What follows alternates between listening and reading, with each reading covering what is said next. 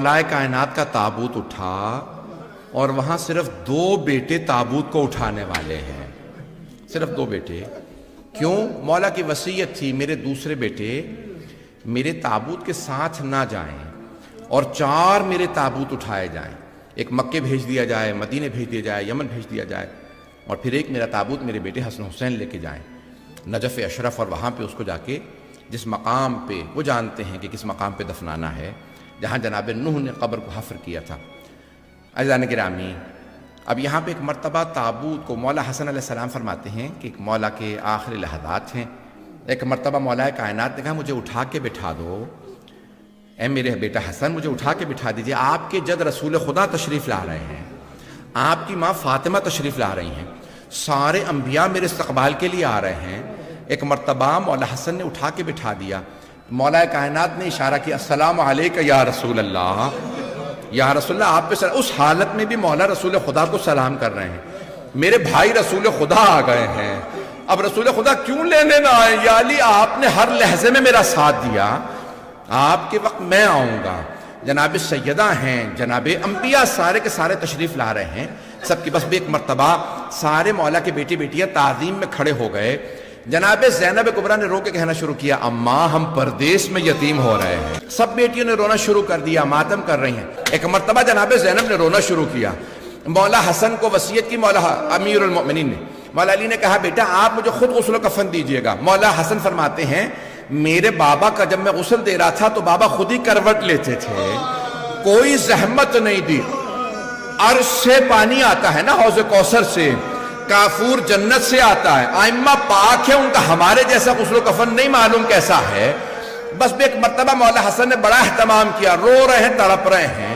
غسل و کفن دیا، تابوت تیار کیا، ایک مرتبہ چند تابوت چلا دیے، وہ جو تابوت جس میں جسد مطہر ہے، مولا نے کہا کہ بھئی مولا علی میرے بابا وصیت کر گئے تھے 2 آدمی آئیں گے تابوت کو اٹھانے کے لیے، انہیں آنے دیجئے گا۔ دروازے پہ دستک ہوئی، ایک مرتبہ 2 نقاب پوش اندر آئے،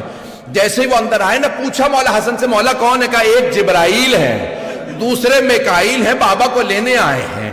سامنے سے دونوں نے ایک مرتبہ تابوت اٹھایا، سرہانے سے سر کی طرف سے مولا حسن نے مولا حسین نے، ایک مرتبہ تابوت چلا۔ آپ جانتے ہیں نا جب تابوت اٹھتے ہیں تو بیٹیاں کیسے روتی ہیں، ساری بیٹیاں بلند آواز سے کہنے لگی واہ ابتا، ہائے بابا جان، ہائے بابا جان، ساری بیٹیاں رونے لگی۔ ایک بیٹا ایسا ہے جو دروازے پہ کھڑا رو رہا ہے، نام عباس بتایا جاتا ہے، اس بیٹے کو بڑا صدمہ ہے، میرے بابا کے جنازے میں مجھے اجازت نہیں ہے۔ بڑی تعظیم سے مولا حسن حسین نے تابوت اٹھایا، ایک مرتبہ رات کی تاریکی میں، آج ہی رات کا ہے نا یہ لحظہ، رات کی تاریکی میں تابوت اٹھایا، مولا علی کا تابوت چلا، ایک مسجد کے سامنے سے گزر رہا تھا، مسجد کو پتا ہے میری زینت علی ہے، مسجد کی دیوار جھکنے لگی۔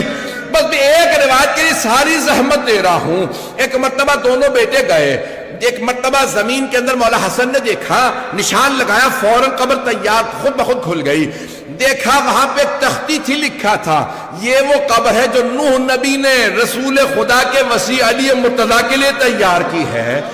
مولا حسن بھی رونے لگے، مولا حسین، ایک بھائی قبر میں اترا، دوسرے نے جسد مطہر دیا، مولا علی کا جسد لیا، بڑے تعظیم سے ایک مرتبہ خاک پہ رکھا، سپرد خاک کیا، قبر مطہر کو بند کیا۔ میں نے ایک مرتبہ دونوں بھائی مولا حسن حسین گھر آئے، دیکھا سارے بہن بھائی کھڑے رو رہے ہیں، جناب زینب سوال کر رہی ہیں اب ہمارا گھر میں دل نہیں لگتا، میں جہاں دیکھتی ہوں